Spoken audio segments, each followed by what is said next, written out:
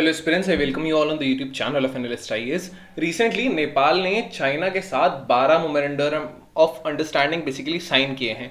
अब ये भारत के लिए एक चुनौती है क्योंकि नेपाल का बहुत ज़्यादा जियो स्ट्रैटेजिक सिग्निफिकेंस है हमारे लिए, तो हम इन 12 एग्रीमेंट्स को देखेंगे। इसके अलावा एक इसमें दो चीज़ें जो प्रीलिम्स पर्सपेक्टिव से आपके लिए इंपॉर्टेंट हैं, वो दो चीज़ें जो जानना ज़रूरी है इंटरनेशनल रिलेशंस में भी।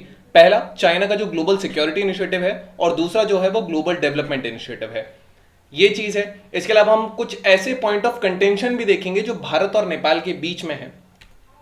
Y news, recently China Nepal ने 12 एग्रीमेंट साइन किए हैं बायलैटरल कोऑपरेशन के, जो basically trade, road connectivity, information technology को प्रमोट करते हैं। अब ये 12 एग्रीमेंट्स क्या हैं, एक थोड़ा सा एक ओवरव्यू हम देख लेते हैं। सबसे पहला है चाइना का जो national development and reform commission है और जो नेपाल का नेशनल प्लानिंग कमीशन है, इनके बीच में कॉपरेशन है। डिजिटल इकोनॉमी को लेकर कॉपरेशन है।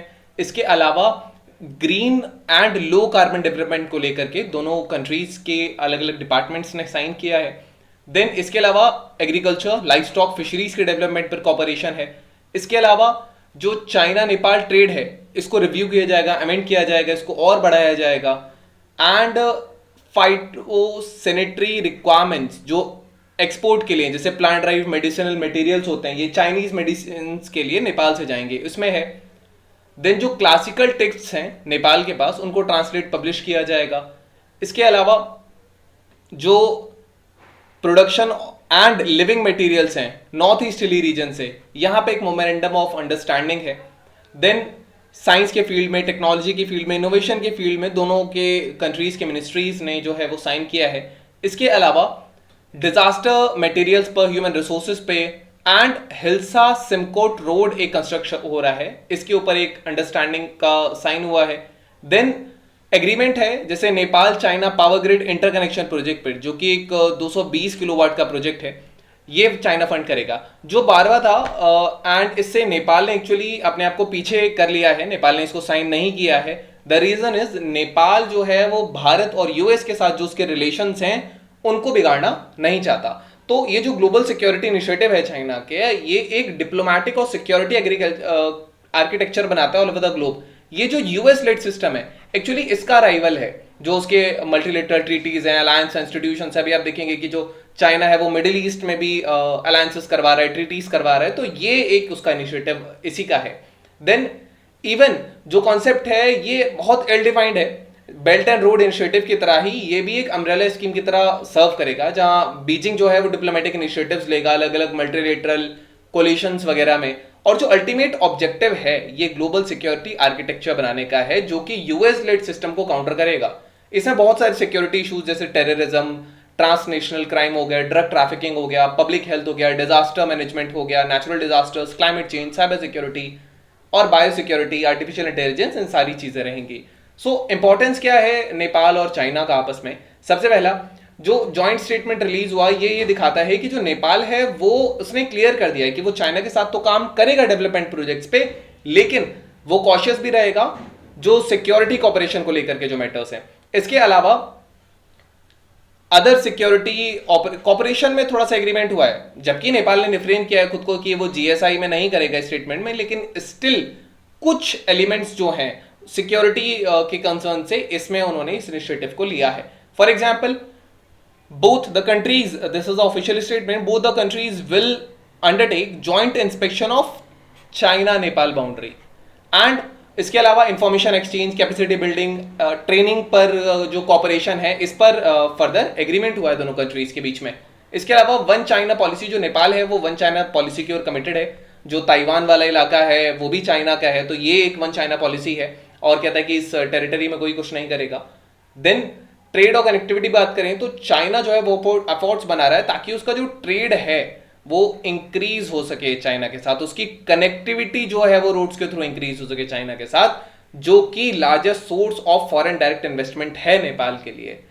अब इसके इंप्लीकेशंस क्या हो सकते हैं जो चाइना प्रेजेंट? सबसे पहला तो आता है सिक्योरिटी कंसर्न। नेपाल जो है ये एक पोटेंशियली स्ट्रैटेजिक एनसर्कलमेंट हो जाएगा। पाकिस्तान ऑलरेडी हो चुका है, म्यांमार में इनिशिएटिव्स हैं ही, इंडियन ओशन तक पहुंच चुका है।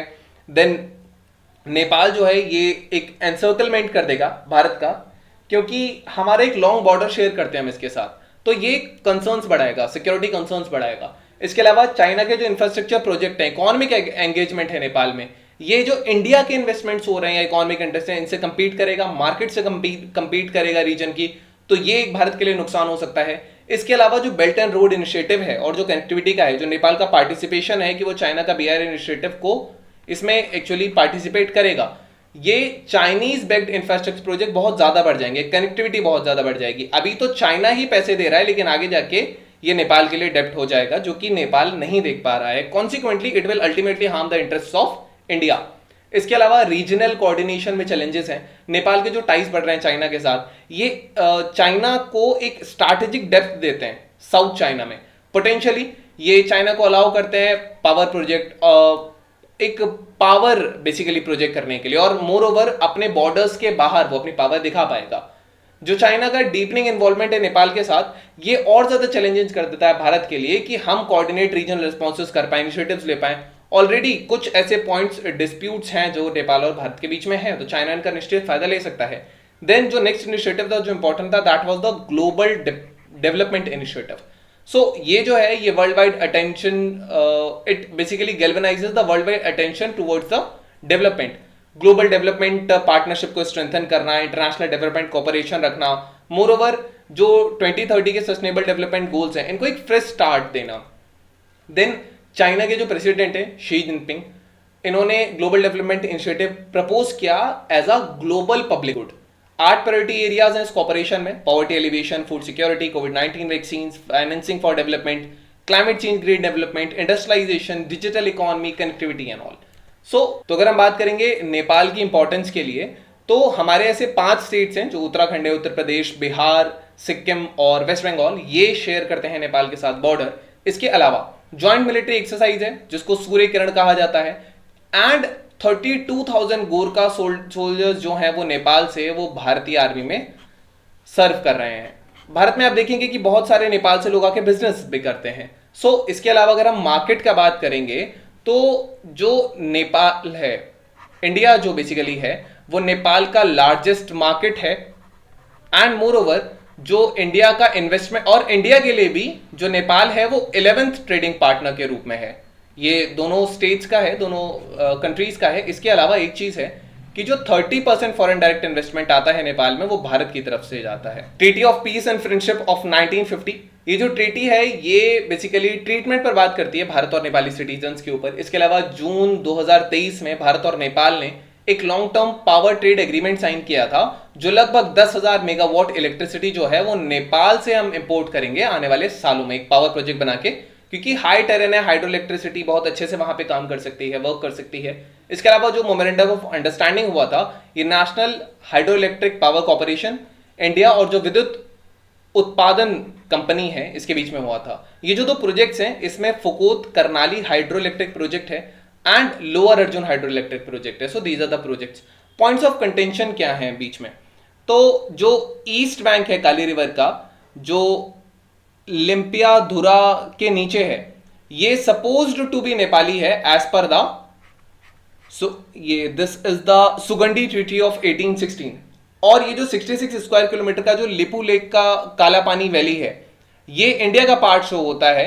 ये लेटेस्ट मैप है जो 2 नवंबर को रिलीज हुआ। अब यही जो पॉइंट है, जो काले पानी का पॉइंट है, यही पॉइंट ऑफ कंटेंशन है दोनों स्टेट्स के बीच में। If you want to read more about it, you can pause the video, you can read these highlights related to this. Now we have our prelims practice question. So which of the following states share their border with the Nepal? Uttar Pradesh, Uttarakhand, Himachal Pradesh, Bihar, West Bengal. You can choose the answer. You can type it in the comment section. They'll let you know if it's correct or not. Then we have our main practice question. So are Nepal's deepening security initiatives with the China geostrategic and security concerns for India and the Himalayas? Analyze this statement. So this was all about today's video and session. I hope you understood it well. Thank you. Have a nice day and stay tuned with Realist IAS for better preparation.